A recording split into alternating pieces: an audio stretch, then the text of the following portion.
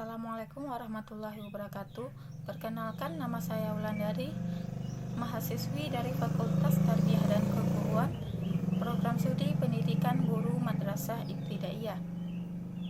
Jadi tujuan pembuatan video ini adalah untuk memenuhi tugas final mata kuliah Statistik Pendidikan. Baiklah, di sini saya akan menjelaskan hasil jawaban dari soal final saya yang sudah saya kerjakan. Jadi di sini saya akan menjelaskan hasil jawaban pada nomor 4. Pada sebuah penelitian, 40 siswa di sekolah diperoleh nilai sebagai berikut. Ini adalah nilai-nilainya. Pertanyaannya, ujilah tingkat normalitas dan uji T-data di atas dengan signifikasi alfa 0,10. Jadi yang pertama kita harus menentukan hipotesis. HO sama dengan nilai berasal dari data yang berdistribusi normal. HA sama dengan nilai berasal dari data yang berdistribusi tidak normal. Kemudian kita menentukan rata-rata varian dan standar deviasi. Yang pertama menentukan rentang. Rentang sama dengan nilai tertinggi dikurang nilai terendah. Jadi nilai tertingginya adalah 90. 90 dikurang 20 karena 20 adalah nilai terendah, sama dengan 70. Yang kedua menentukan banyak kelas interval. Dengan rumus banyak kelas sama dengan 1 ditambah 3,3 log N sama dengan 1 tambah 3,3 log 40 karena banyak kelasnya ada 40 sama dengan 1 ditambah 5,28679. Jadi hasilnya adalah 6,286. Jadi dibulatkan menjadi 7. Kemudian ada panjang kelas dengan rumus rentang kelas per banyak kelas. Jadi rentang kelasnya ada 70 dan banyak kelasnya ada 7. Sama dengan 70 per 7 sama dengan 10. Selanjutnya ada tabel frekuensi data. Jadi ini adalah nilai-nilainya. Untuk menentukan FI, kita harus mencari terlebih dahulu berapa kali muncul dari 20 sampai 30. Berarti terdapat 8 kali muncul dan seterusnya. Untuk mencari nilai XI yaitu nilai dari 20 sampai 30 atau nilai tengahnya. Jadi nilainya adalah 25 yang berada di tengah 20 sampai 30 dan seterusnya untuk mencari nilai XI. Untuk XI kuadrat kita harus mengkuadratkan XI berarti 25 dikali 25 yaitu hasilnya 625. Selanjutnya untuk FI dikali XI. Kita harus mengkalikannya antara FI dikali XI berarti 8 dikali 25 sama dengan 200. Untuk FI dikali XI kuadrat dengan mengkalikannya 2 kali. Jadi 200 dikali 200 sama dengan 5000. Selanjutnya untuk nilai rata-rata sama dengan X bar sama dengan sigma FI dikali XI per sigma FI sama dengan 2045 per 40 sama dengan 51,13. Untuk menentukan varian S pangkat 2 sama dengan N sigma FI XI kuadrat dikurang dalam kurung sigma FI XI kuadrat per N dalam kurung N dikurang 1 sama dengan 40 dalam kurung 118.027 dikurang dalam kurung 2045 pangkat 2 per 40 dalam kurung 40 dikurang 1 sama dengan 4.721.080 dikurang 4.180.025 per 1.560 sama dengan 539.055 per 1.560 dan hasilnya adalah 345.055.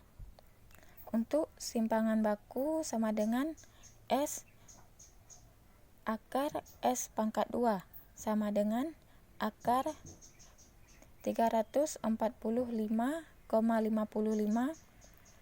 dan hasilnya 18,59. Selanjutnya menghitung nilai C kuadrat atau disebut X kuadrat hitung dengan alfanya 0,10. Ini adalah nilai-nilainya. Jadi untuk batas kelasnya kita bisa mencari dengan cara nilai minimum dikurang dengan 0,10. Misalnya 20 dikurang 0,10 sama dengan 19,9 dan seterusnya. Untuk mencari nilai z-score kita menggunakan rumus. Rumusnya adalah z-score sama dengan x dikurang x bar per standar deviasi sama dengan batas kelas dikurang rata-rata per simpangan baku sama dengan 19,9 dikurang 51,13 dan hasilnya adalah negatif 1,67 dan seterusnya. Selanjutnya untuk batas luas daerah. Batas luas daerah dapat dilihat di tabel Z. Selanjutnya untuk luas daerah. Untuk luas daerah kita harus mencarinya dengan cara angka terbesar dikurang dengan angka terkecil dari batas daerah. Contohnya seperti 0,1401 dikurang dengan 0,0475 sama dengan 0,0926. Selanjutnya untuk frekuensi diharapkan atau EI. Jadi luas daerah dikali dengan banyaknya sampel. Jadi sampelnya adalah 40. Jadi kita mengkalikannya 0,0926 dikali 40 dan hasilnya sama dengan 3,704. Selanjutnya untuk frekuensi pengamatan atau OI. Ini didapatkan dari tabel frekuensi yang ada tadi. Selanjutnya untuk mencari X kuadrat sebagai berikut. X kuadrat K sigma I sama dengan 1 dalam kurung OI dikurang EI kuadrat per EI. Jadi nilai OI dikurang EI kuadrat per nilai EI yang didapatkan pada tabel tadi. Contohnya 8 dikurang 3,704 pangkat 2 per 3,704 dan seterusnya.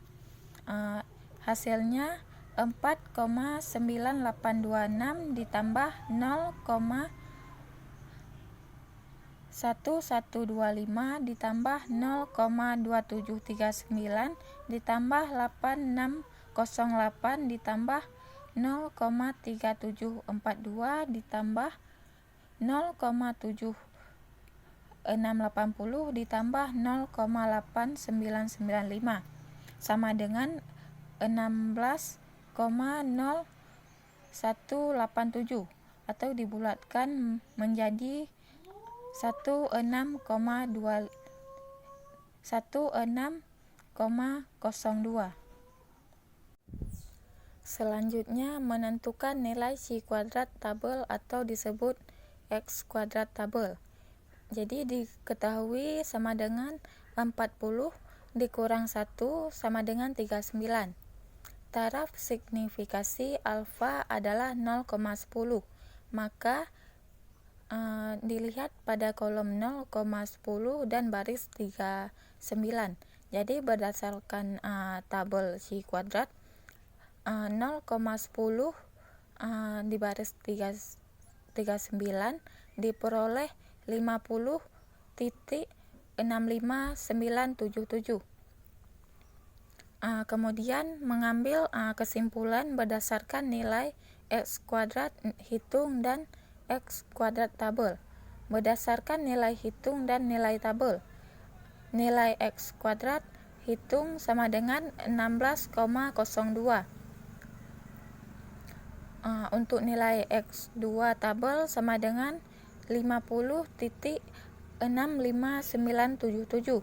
Maka 16,02 lebih kecil daripada 50.65977 karena X kuadrat hitung lebih kecil daripada X kuadrat tabel, maka HO diterima. Artinya nilai sekolahnya berdistribusi normal.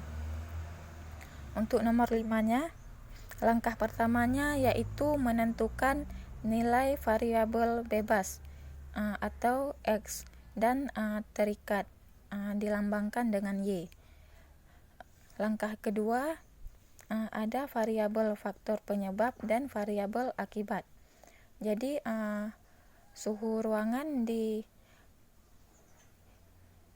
dilambangkan dengan X dan jumlah cacat produksi dilambangkan dengan Y. Langkah ketiga yaitu tabel pengumpulan data atau hitung. Ini adalah tabel pengumpulan datanya.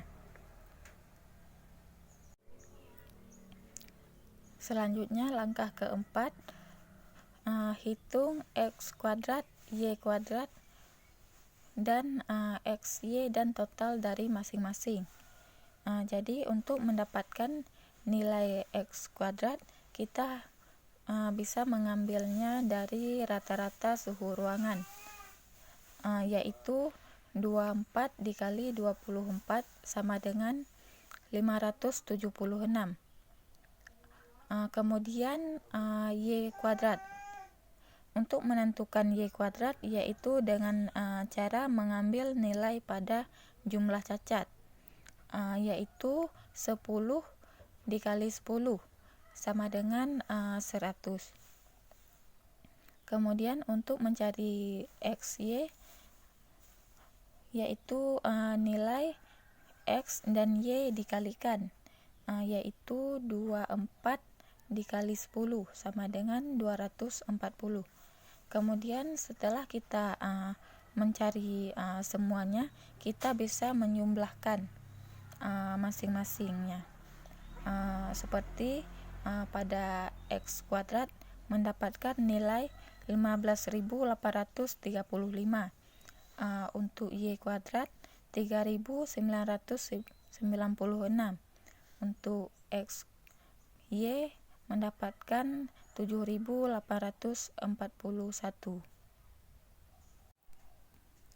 Jadi untuk langkah selanjutnya yaitu menghitung A dan B berdasarkan rumus regresi linear.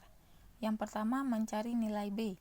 B sama dengan N dalam kurung sigma XY dikurang sigma X dalam kurung sigma Y per N dalam kurung sigma X pangkat 2 dikurang dalam kurung sigma X pangkat 2 sama dengan 30 dalam kurung 7.841 dikurang 707 dalam kurung 326 per 30 dalam kurung 15.835 dikurang 3.996 pangkat 2. Hasilnya sama dengan 235.230 dikurang 230.482